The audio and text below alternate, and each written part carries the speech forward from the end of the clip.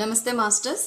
మనము పరమ గురువుల సుపథం సిడబ్ల్యూ లెడ్ బీటర్ గారు వ్రాసిన పుస్తకాన్ని చదువుతున్నాము. The master and the path అనేది ఇంగ్లీష్లో, తెలుగులోకి మద్దాలి వెంకటాచలం గారు అనువదించారు. వీరందరికీ కూడా మనస్ఫూర్తిగా కృతజ్ఞతలు చెప్తూ ఈరోజు రెండవ రోజు ఈ భాగానికి స్వాగతం. మనం కంటిన్యూ చేద్దాము. వాటిని గురించి ఇక్కడ చెప్పడం నిరుపయోగం. దీని అంతటికీ పర్యవసానం ఏమిటి అని చూస్తే పరిపక్వత చెందిన పరమపురుషులు ఉండి తీరాలి అని తెలుస్తోంది.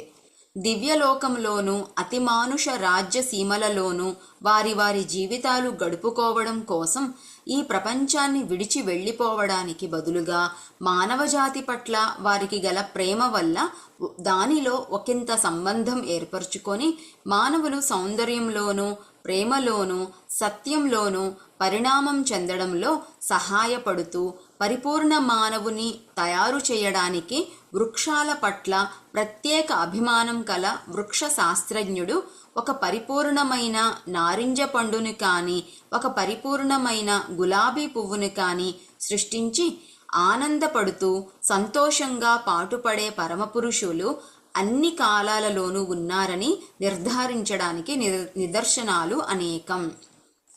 ఓకే, మనం పరమ గురువుల గురించి తెలుసుకుంటున్నాము. వారు ఎలాగా జీవిస్తారు, వాళ్ళ యొక్క జీవన ఉద్దేశం ఏంటి, ఇవన్నీ తెలుసుకుంటున్నాం. ఇక్కడ ఈ లెడ్ బీటర్ గారు ఎంతోమంది పరమ గురువుల్ని కలిశారు, అందుకని వాళ్ళ అనుభవాలని ఇక్కడ చెప్తూ ఉన్నారన్నమాట. ముందు కొంచెం ఇంట్రొడక్షన్ ఇస్తున్నారు మనకి. ఏం చెప్తున్నారంటే, ఈ ప్రకృతిలో జరిగే ప్రతి దానికి కూడా మన విశ్వ కళ్యాణంలో భాగమై ఉంటుందన్నమాట. పరమ గురువుల యొక్క ప్రమేయం ఉంటుంది.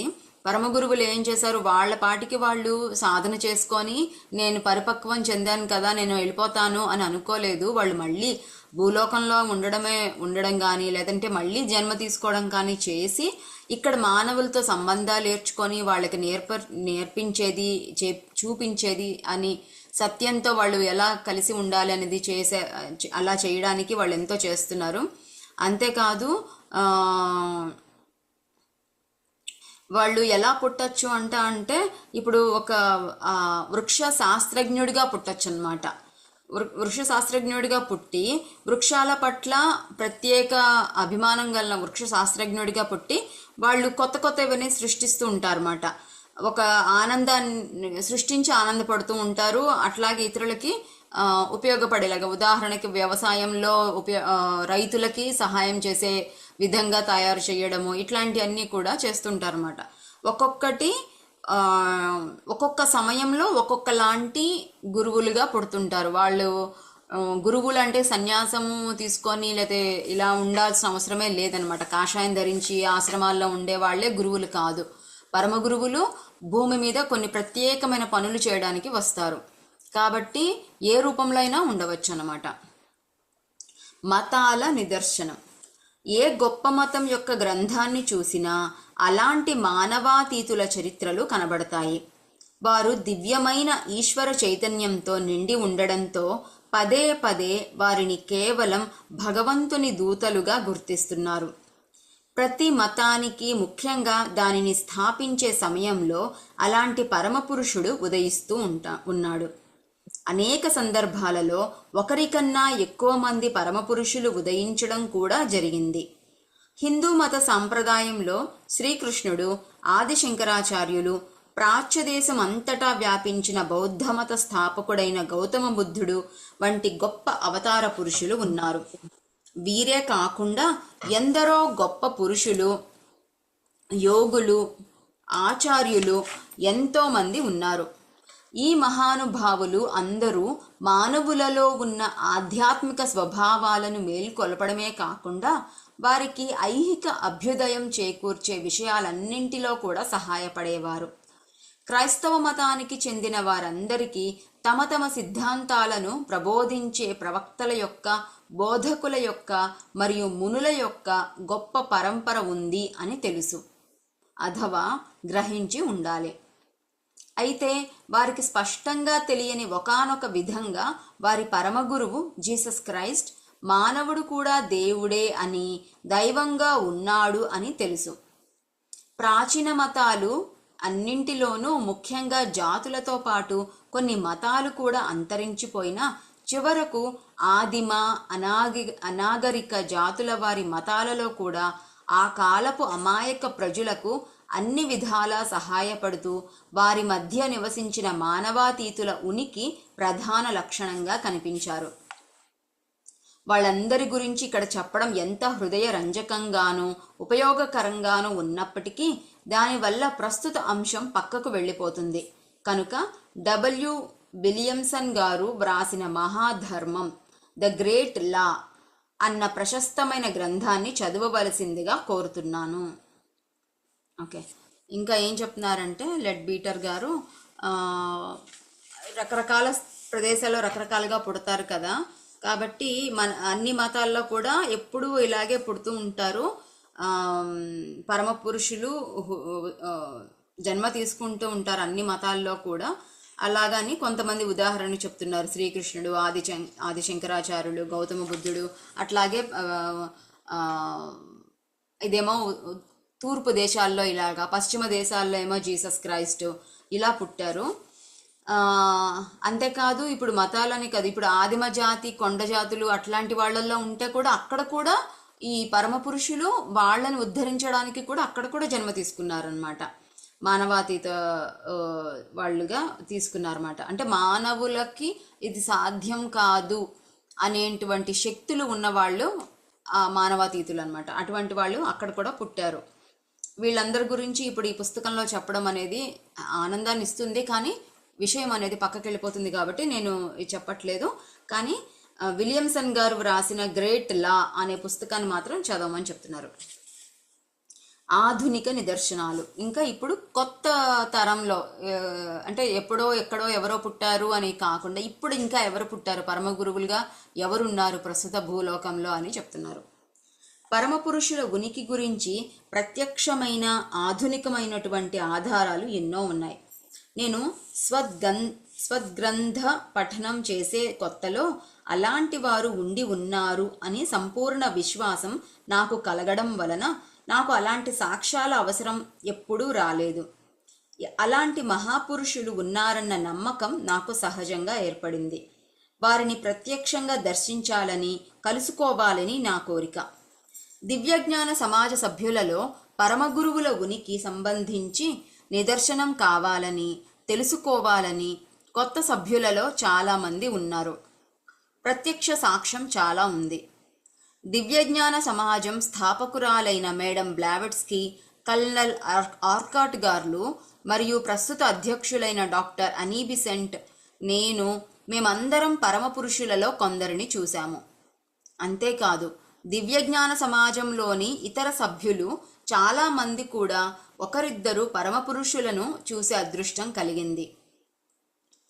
వీరందరూ వ్రాసిన రచనలలో సంతృప్తికరమైన నిదర్శనాలు ఉన్నాయి. ఓకే, దివ్యజ్ఞాన సమాజం అంటే ఇప్పుడు సెల్ఫ్ రియలైజేషన్ అనుకుంటాను. ఇది ఒక ఆధ్యాత్మిక సంస్థ. దాంట్లో మేడం బ్లావెట్స్కీ, అనీ బిసెంట్ వీళ్ళందరూ ఉన్నారు. బహుశా ఈ లెడ్ బీటర్ గారు అక్కడి నుంచి వచ్చారు అనుకుంటున్నాను. ఆయన ఏమంటున్నారంటే ఆయనకి సహజంగానే చిన్నప్పటి నుంచే తనకి ఈ మానవాతీతమైన శక్తుల గురించి కానీ, లేదా పరమ గురువులు ఉంటారు, వీళ్ళందరూ నా చుట్టుపక్కలే ఉంటారు, ఈ భూమి మీద ఉంటారు అని ఆయనకి చిన్నప్పటి నుంచే అనిపించింది అనమాట. అందుకని ఆయన ఎప్పుడు ఇది రూఢి చేసుకోవాలని ఆయనకి ఎప్పుడు అవసరం లేదు. ఎందుకంటే ఆయనకి తెలుసు, మనసులో లోపలే తెలుసు అందరూ ఇట్లా ఉంటారు అనేసి. అయితే ప్రత్యక్ష సాక్ష్యం కావాలి కదా కొంతమందికి, అట్లా కూడా ప్రత్యక్ష సాక్ష్యం కూడా ఉన్నారు. అలాగా పరమ గురువులని, ఆ శక్తులని చూసిన వారు కూడా ప్రత్యక్ష సాక్షులుగా ఉన్నారు. ఆ దివ్య జ్ఞాన సమాజంలో ఉన్నారన్నమాట చాలామంది అని చెప్తున్నారు. వాళ్లను చూసిన వారు, చూశామని భావించేవారు, లేదా కేవలం భ్రమపడడమో జరిగి ఉండవచ్చును అని అప్పుడప్పుడు ఆక్షేపణ చేసేవారు. మేము పరమపురుషులుగా కూడా స్థూల శరీరంలో ఉన్నప్పుడు మేము వారిని చూడడం ఎంతో అరుదు అవ్వడమే అలాంటి ఆక్షేపణకు కారణం అని నేను అనుకుంటున్నాను. దివ్యజ్ఞాన సమాజాల ప్రారంభ రోజులలో మేడం బ్లావెట్స్కి ఒక్కరే యోగ సిద్ధులను సంపాదించినప్పుడు పరమపురుషులు అందరికీ కనిపించేలా స్థూల శరీరాలతో ఎన్నోసార్లు ప్రత్యక్షమయ్యారు. అలాంటి సంఘటనలు మనం సమాజం యొక్క ఆనాటి కాల చరిత్రలో ఎన్నో కనిపిస్తాయి. అయితే పరమపురుషులు ఆ విధంగా ప్రత్యక్షమైనప్పుడు వారి సహజమైన స్థూల శరీరంతో కాకుండా తాత్కాలికంగా తయారు చేసుకున్న రూపాలలో ఉండేవారు.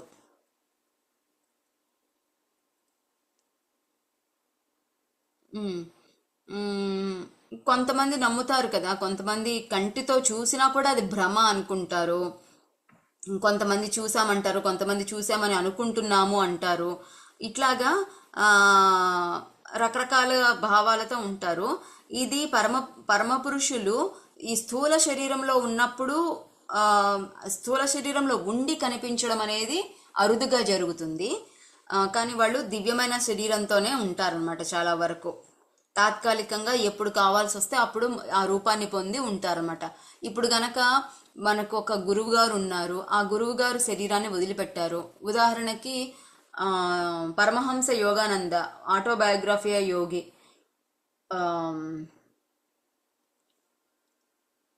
తెలుగులో ఏమంటారు మర్చిపోయి, ఇది వస్తుంది రాదు, ఒక యోగి ఆత్మకథ అనే పుస్తకంలో రాశారు. ఆ యోగానంద వారి గురువు గారు అయిన యుక్తేశ్వర్ గిరి గారు శరీరాన్ని వదిలిపెట్టేశారు. ఈయన అలా మౌనంగా ఉండిపోయి బాధలో ఉన్నారన్నమాట. నా గురువుగారు వెళ్ళిపోయారని యోగానంద బాధలో ఉండేసరికి ఆయన మళ్ళీ శరీరంతో వచ్చి దర్శనం ఇచ్చారు. శరీరంతో వచ్చారన్నమాట. దానివల్ల యోగానందకి చాలా తెలిసాయి, ఓకే మనకి శరీరం అంటే వెళ్ళిపోవడం అంటూ లేదు, అన్ని పంచభూతాలలో కలిసిపోవడం, మళ్ళీ పంచభూతాలని కలుపుకొని మళ్ళీ ఇలా రావచ్చు, ఇవన్నీ జరిగాయి. ఇట్లా మనకి తెలిసి ఇప్పుడు మన గురువు గారి రూపంలో కాకుండా ఇంకెవరి రూపంలో అయినా కనుక వస్తే వారు గురువు అని, మన గురువే అని, వారికి అన్ని శక్తులు ఉన్నాయని మనం నమ్మము. కాబట్టి ఈ పరమ గురువులు దేవుళ్ళు వీళ్ళు ఏం చేస్తారంటే మనకు తెలిసిన రూపంలోనే వస్తారనమాట. మనం ఏ రూపం అయితే చూస్తున్నామో చూడాలనుకుంటున్నామో ఆ రూపంలోనే వస్తారనమాట. ఏ రూప అది అన్ని తాత్కాలికమైనవి. మాలో చాలామంది రాత్రి నిద్రలో ప్రతిరోజు చూస్తూ ఉండడానికి అలవాటు పడ్డారు. మేము మా సూక్ష్మ శరీరంలోనూ ఎదిగిన వారు కారణ శరీరంలోనూ వెళ్ళి వారిని వారి సహజ స్థూల శరీరంలో ఉన్నప్పుడు దర్శించేవారం. అయితే అప్పుడు మేము స్థూల శరీరంలో ఉండము. అందుచేత ప్రజలు భువర్లోకానుభవాలు అనుమానపడడానికి కారణం. అందుచేత మీరు చూశాము అని చెప్పిన సమయంలో మీరు స్థూల శరీరంలో కలగని భ్రమపడి ఉండవచ్చు, లేదా మీకు కనిపించిన వారు ఏదో అద్భుతమైన రీతిలో కనిపించి వెంటనే మాయమై ఉండవచ్చు. కనుక మీరు అనుకున్నట్లు వారు పరమపురుషులు అని ఎలా చెప్పగలరు అని ప్రజలు హేళన చేస్తారు. బాగుంది. ఏమంటున్నారంటే ఈ దివ్యజ్ఞాన సమాజంలో చాలామంది రాత్రిపూట ఈ పరమ గురువులను చూడడం అనేది జరుగుతూ ఉందన్నమాట. ఎందుకంటే వాళ్ళు పగలంతా ఎంతో సాధన చేస్తారు, రాత్రిపూట ఆస్ట్రల్ ట్రావెలింగ్ జరుగుతుందన్నమాట. ఆత్మ అనేది పైలోకాలకి ప్రయాణం చేయడం వల్ల వీళ్ళు ఎరుకలో ఉండడం వలన వాళ్ళకి అవన్నీ ఏమేమి చూస్తున్నారో ఏమేమి కనిపిస్తున్నాయో అన్నీ తెలుస్తుంది. అయితే ఇక్కడ ఏంటంటే 2 రకాలుగా జరుగుతుంది పరమపురుషులు మనకి కనిపించడం. ఒకటి మనము వారిని కలలలో కానీ ఒక ధ్యాన స్థితిలో కానీ ఆత్మస్థితిలో కానీ చూడడం జరుగుతుంది. అప్పుడు వాళ్ళు ఏం చేస్తారు, పురుషులు దివ్యమైన శరీరంతో వస్తారన్నమాట. అంటే స్థూల శరీరం కాదు, సూక్ష్మ శరీరంలో వస్తారు. వచ్చినప్పుడు అది ఎవరికి కనిపించదు, మనకి మాత్రమే కనిపిస్తుంది. మనకి అనుభవం అవుతుంది కానీ ఎదుటి వాళ్ళకి అవ్వదు. పోనీ ఒకవేళ వాళ్లే గనక స్థూల శరీరంతో వస్తే సహజమైన కాదు, ఏం చెప్పారంటే వీళ్ళు ఈ రాత్రిపూట వీళ్ళు నిద్రపోయేటప్పుడు ఆ కలల రూపంలో లేదా ఆత్మ ప్రయాణంలో ఆ పురుషులని పరమ పురుషుల్ని చూశారనమాట. ఎప్పుడు చూశారు, ఎలా ఉన్నారంట అంటే ఆ పరమ గురువులు వారి వారి స్థూల శరీరంతో భూమి మీద నివసించేటప్పుడు సమయం ఏదైతే ఉంటుందో ఆ టైంకి వెళ్ళి చూసొచ్చారనమాట. వాళ్ళు యాక్చువల్గా జీవించే సమయంలో చూసారన్నమాట. ఎందుకంటే ఆత్మలోకంలో సమయం అనేది ఉండదు, ఎప్పుడంటే అప్పుడు వెళ్ళొచ్చు రావచ్చు ఏదైనా చేయొచ్చు. సో అక్కడికి వెళ్ళి చూసారు. అప్పుడు వీళ్ళు కళలలో సూక్ష్మ శరీరంలో లేరు, సూక్ష్మ శరీరంలో ఉన్నారు. అంటే ఇప్పుడు ఏ కోశాన కూడా బయటి వాళ్ళకి అసలు ఇది నమ్మడానికి లేదనమాట. ఈధర్ వాళ్ళైనా కనిపించరు లేదా వీళ్ళైనా కనిపించరు, గురువులు కనిపించరు లేదంటే శిష్యులైనా కనిపించరు. ఇలాంటి స్థితిలో అక్కడ బయట వాళ్ళకి అసలు చెప్పడానికి లేదనమాట. ఇదంతా వాళ్ళు ఏమంటున్నారంటే మీరంతా భ్రమపడి ఉన్నారు అని అంటున్నారు. మనకి కూడా ఎవరన్నా పరమ గురువులు దేవుళ్ళు కనిపిస్తే కాసేపు కనిపించి మాయమైపోతారు. కాబట్టి కాసేపు వచ్చి వెళ్ళిపోయారంటే ఏంటి అర్థం, వాళ్ళు మీరు భ్రమపడుతున్నారు అని చెప్తారనమాట. దీని గురించి భగవద్గీతలో ఒక శ్లోకం ఉంది, నాకు అది గుర్తొస్తుంది ఇప్పుడు. ఈ ఆత్మ అనుభవాల గురించి అన్నమాట, 3వ కన్ను అనుభవాల గురించి ఏంటంటే సాంఖ్యయోగంలో 2వ అధ్యాయం. ఆశ్చర్యవత్ పశ్యతి కశ్చిదేనం ఆశ్చర్యవత్ వదతి తథైవ చాన్యః ఆశ్చర్యవచ్చైనమన్యః శృణోతి శ్రుత్వాప్యేనం వేద న చైవ కశ్చిత్. అంటే ఈ 3వ కన్నుతో అనుభవాలు ఎవరన్నా చూసినా వాళ్ళు బయటికి చెప్తుంటే ఇలా చాలా బాగుంది అని బయటికి చెప్తుంటే మనం ఆశ్చర్యంతో చూస్తామన్నమాట. పోనీ ఎవరికైనా ఏదైనా విన్నా కూడా మన ఆశ్చర్యం, వాళ్ళు ఏదైనా చెప్తూ ఉంటే మన ఆశ్చర్యంతో వింటాము, ఆశ్చర్యంతో ఉంటామన్నమాట అంతా.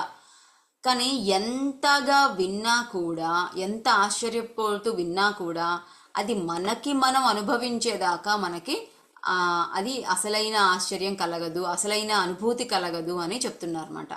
ఎవరికి వాళ్ళు అనుభవించి తీరాలి, ఎవరికి వాళ్ళు సాధన చెయ్యాలి, అనుభవించి తీరాలి. ఆ 3వ కన్ను అనుభవాలు అన్నమాట. నాకు పలానాది కనిపించింది, పలానా వినిపించింది అంటే ఏంటి, కళ్ళు మూసుకుంటే ఏం కనిపిస్తుంది అనిపిస్తుంది. కానీ కళ్ళు మూసుకుంటే 3వ కన్ను తెరుచుకుంటుంది. 3వ కన్ను ద్వారా మనం ఎన్నో చూస్తాము దివ్య నేత్రంతో. కాబట్టి అవి ఎవరికి వారు అనుభవించాలి. అందుకే అంటారన్నమాట, మనకి ఏదైనా చెప్పడానికి ముందు మీరు 40 రోజులు ధ్యానం చెయ్యండి అంటారు. 40 రోజులు ధ్యానం చేసిన తర్వాత ఏం మాట్లాడరు అనమాట. ఆ 40 రోజులు ధ్యానం పూర్తయిన తర్వాత వాళ్ళకే అర్థమవుతుంది. అప్పుడు నీ జీవితం చాలా బాగా ఉండబోతుంది, నువ్వు కొన్ని మార్పులు చేసుకుంటే చాలా అద్భుతంగా ఉంటుంది, నీకు ఇప్పటిదాకా లేనివన్నీ నీకు వచ్చేస్తాయి అని చెప్తే మామూలుగా వినము. ధ్యానం చేసిన తర్వాత వాళ్ళ సొంత అనుభవాలు జరుగుతాయి కాబట్టి ఓహో అలాగనా అని వాళ్ళకి ఒప్పుకుంటారు అనమాట. మన అందరి విషయంలో అదే జరిగింది. సో అందుకోసమని ఎవరికి వాళ్ళే అనుభవించి తీరాలి, లేదంటే నమ్మరు, హేళన చేస్తారు అంటున్నారు. పరమపురుషులు వారిని సందర్శించిన వారు ఉభయులు కూడా స్థూల దేహంతో ఉన్న సందర్భాలు కొన్ని ఉన్నాయి. మేడం బ్లావెట్స్కీ గారికి ఆ అనుభవం ఉంది. నేపాల్ దేశంలోని ఒక సన్యాసుల మఠంలో కొంతకాలం ఉండి సాధన చేసినట్లు, అప్పట్లో 3 పరమ గురువులను వారి స్థూల శరీరంలో ప్రతినిత్యం ఆమె చూసినట్లు ఆమె నాకు చెప్పారు. కొందరు పరమగురువులు వారి స్థూల శరీరంలో వారి పర్వత నివాసం నుండి భారతదేశంలోకి కొన్నిసార్లు వచ్చారు. కల్నర్ అల్కాట్ గారు అలాంటి సందర్భాలలో 2 సార్లు వారిని చూసినట్లు మౌర్య మహర్షిని, హూమి మహర్షిని వీరు ఇరువురిని చూశానని చెప్పారు. 1884వ సంవత్సరంలో నాకు పరిచయం కలిగిన దామోదరు కె మానలంకరు కుట్హూమి మహర్షి గారిని వారు స్థూల శరీరంలో ఉన్నప్పుడు కలుసుకున్నారు. ఆ రోజులలో నాకు బాగా తెలిసిన పెద్ద మనిషి ఎస్ రామస్వామి అయ్యర్ గారు అనే పెద్ద మనిషి మౌర్య మహర్షి గారిని స్థూల శరీరంలో ఉన్నప్పుడు చూడడం జరిగింది. దాని గురించి నేను వ్రాసిన విషయాన్ని నేను తరువాత తెలియజేస్తాను. అప్పటి పరిస్థితులలో అదృష్టం కొద్దీ పరమపురుషులలో ఒకరిని లండన్ లాడ్జ్ సభ్యులైన W.T. బ్రౌన్ గారు కూడా సందర్శించడం జరిగింది. అంతేకాక హిందూ దేశస్థుల సాక్ష్యాలు ఎన్నో ఉన్నాయి. అయితే వారి సాక్ష్యాలను లిఖితపూర్వకంగా జాగ్రత్తగా సమకూర్చడం కానీ పరిశీలించడం కానీ జరగలేదు. ఎందుకంటే ఈ అనుభవాలు కలిగిన వారిలో మానవాతీతులు ఉన్నారని, వారిని కలుసుకోవడం సులభమేనని సంపూర్ణ విశ్వాసం కలిగి ఉండడం వల్ల ప్రతి ఒక్క కలయికను, ప్రతి సమావేశాన్ని వ్రాసి జాగ్రత్త పరచవలసిన మహాద్విషయంగా భావించారు.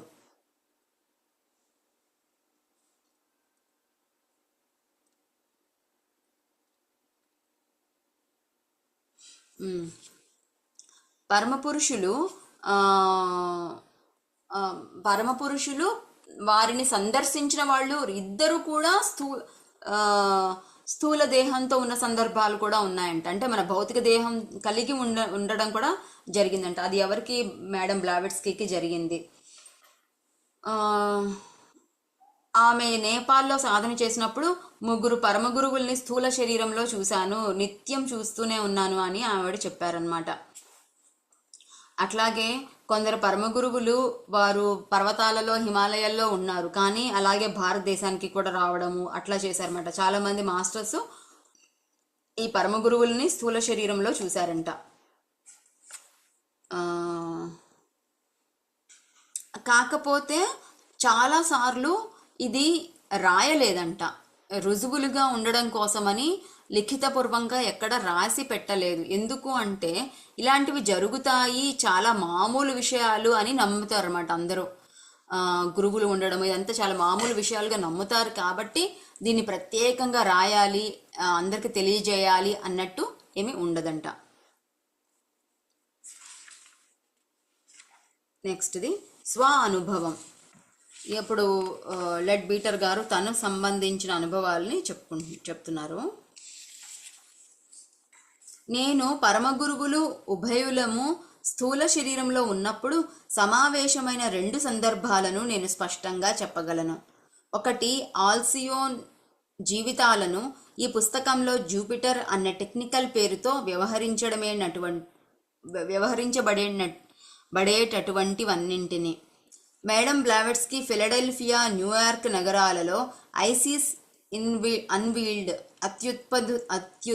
అద్భుతమైన పుస్తకం రాసినప్పుడు కొన్ని భాగాలు వ్రాయడంలో ఆమెకు సహాయపడిన పరమపురుషులు అగస్త్య మహర్షితో జరిగిన సమావేశం. నేను అడయార్లో నివసిస్తున్న సమయంలో నన్ను తమ దగ్గరికి తీసుకురావలసిందిగా నాకు పూజ్యుడు, ఆచార్యుడు అయిన స్వామి టి. సుబ్బారావు గారిని కోరారు. ఆయన ఆదేశానుసారంగా మేము ఇద్దరం వారి ఇంటికి వెళ్ళాము. వారు మమ్మల్ని అపారమైన కృపతో ఆదరించారు. చాలాసేపు గాఢాభిమానంతో ముచ్చటించుకున్న తరువాత వారు బ్రాహ్మణులు అయినా మాతో సహపంక్తి భోజనం చేసి మమ్మల్ని గౌరవించారు. తరువాత మేము ఆ రాత్రంతా మరియు మరుసటి రోజు కూడా వారి ఇంట్లోనే గడిపాము. ఆ సమయంలో భయం అనేది లేనే లేదు అని ఒప్పుకొని తీరాలి.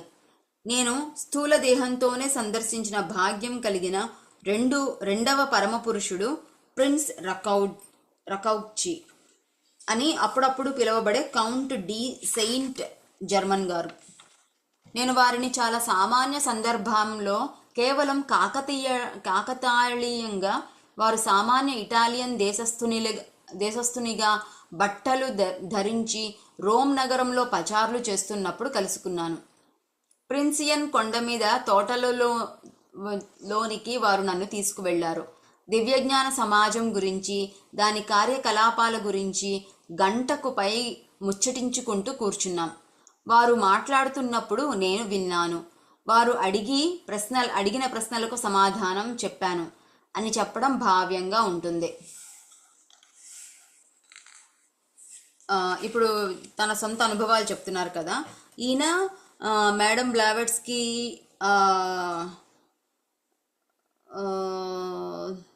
తో ఉన్నప్పుడు అగస్త్య మహర్షితో సమావేశం జరిగిందంట.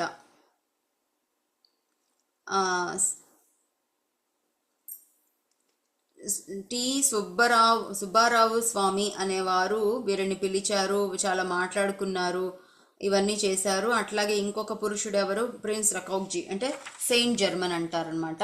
సెయింట్ జర్మన్, కుతుహూమి అని వీళ్ళందరూ కూడా ఆస్ట్రల్ మాస్టర్స్ అనమాట. మనకి భూమి మీద ఉండి సాధన చేసి పైకి వెళ్ళిన మాస్టర్స్, అసెండెడ్ మాస్టర్స్ అంటారు. సో వీళ్ళందరితో కూడా ఆయన కలుసుకున్నారు.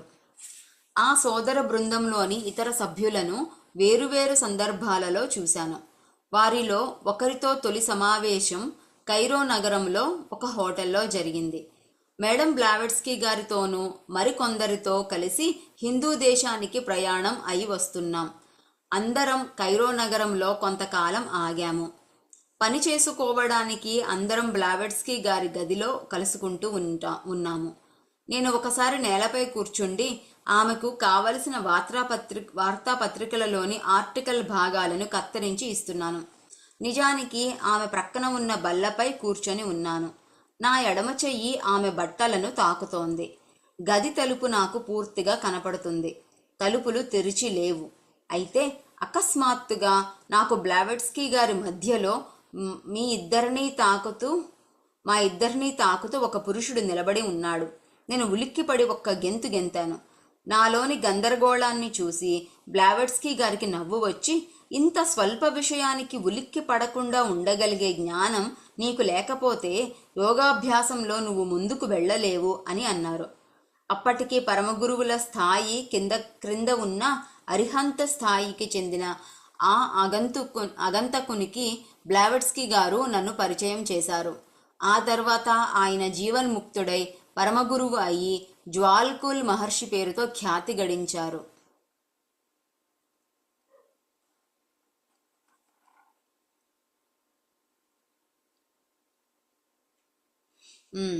సో ఇంకా ఎవరెవరిని కలిశారో చెప్తున్నారు. లెడ్ బీటర్ గారు ఒకానొక అనుభవం చెప్తున్నారన్నమాట. బ్లావెట్స్కీ గారితో కలిసి ఒకరోజు కూర్చొని ఆవిడికి ఆర్టికల్స్ పేపర్ మీద అన్ని కట్ చేసి ఇస్తూ ఉంటే సడన్గా వాళ్ళిద్దరి మధ్యలో ఒక దివ్యమైన ఆకారం కనిపించినట్టు ఆయన కనిపించింది. సడన్గా ఈయన ఉలికి పడ్డారు. అప్పుడు ఇలా బ్లావెట్స్కీ గారు చెప్పారన్నమాట, ఇలాంటి విషయాలు చాలా సామాన్యం కదా, నువ్వు గనక ఇది అర్థం చేసుకోకుండా భయపడుతూ ఉంటే గనక నువ్వు యోగాభ్యాసంలో మనం ముందుకు వెళ్ళలేవు అని చెప్పి పరిచయం చేశారంట. పరిచయం చేసిన తర్వాత ఆయన చిన్న పురుషుడు ఎవరైతే ఉన్నారో ఆయన ఎలా ఉన్నారంటే అరిహంత్ స్థాయికి చెందినవారు, అంటే పరమ గురువుల స్థాయి కంటే కింద స్థాయి అన్నమాట. అరిహంత్ స్థాయికి చెందినవారంట. ఆయన జీవన్ముక్తుడు అయిపోయి ఆయన పరమ గురువు అయ్యారనమాట. అయ్యి జ్వాల్కుల్ మహర్షిగా అయ్యారన్నమాట. ఇప్పుడు ఈ జ్వాల్కుల్ మహర్షి అన్న, సెయింట్ జర్మన్ అన్న, అట్లాగే కుతుహుమి మౌర్య మహర్షి, ఇంకా సనంద అని మహర్షి, వీళ్ళందరినీ కూడా ఈ పౌర్ణమి రోజుల్లో ఆహ్వానించి మెడిటేషన్ చేస్తుంటారు అన్నమాట. ఒక చైనా గ్రూప్ ఉంది. ఆ గ్రూప్తో చాలా మన ఇండియాలోంచి కూడా, మన పిఎస్ఎస్ఎంలోంచి కూడా కొన్ని మాస్టర్స్ ఇండియా నుంచి కలుపుతారు ఆ గ్రూప్కి. పౌర్ణమి రోజుల్లో 3 రోజుల పాటు ఆ మెడిటేషన్స్ జరుగుతాయి. చాలా ఎనర్జీస్ ఉంటాయి. ఆ టైంలో ఈ మాస్టర్స్ పేర్లు అందరూ కూడా చదువుతారన్నమాట. వాళ్ళు ఇవందరినీ ఆహ్వానిస్తున్నాము, వాళ్ళందరి శక్తితో కనెక్ట్ అవుతున్నాము అని చెప్తారు. అట్లాగే మెడిటేషన్ అయిపోయిన తర్వాత వాళ్ళందరికీ పేరున కృతజ్ఞత చెప్తారన్నమాట. కాబట్టి ఇది చాలామంది విషయాల్లో ఇది కరెక్ట్ అవుతుంది. ఈయన ఒక్కరే చూడడం కాదు, ఎంతోమందికి ఈ మహర్షుల పేర్లు అన్నీ కూడా తెలుసు అన్నమాట. అది మాస్టర్స్, మనం ఈరోజుతో ఇక్కడ ముగించి ధ్యానం చేద్దాము.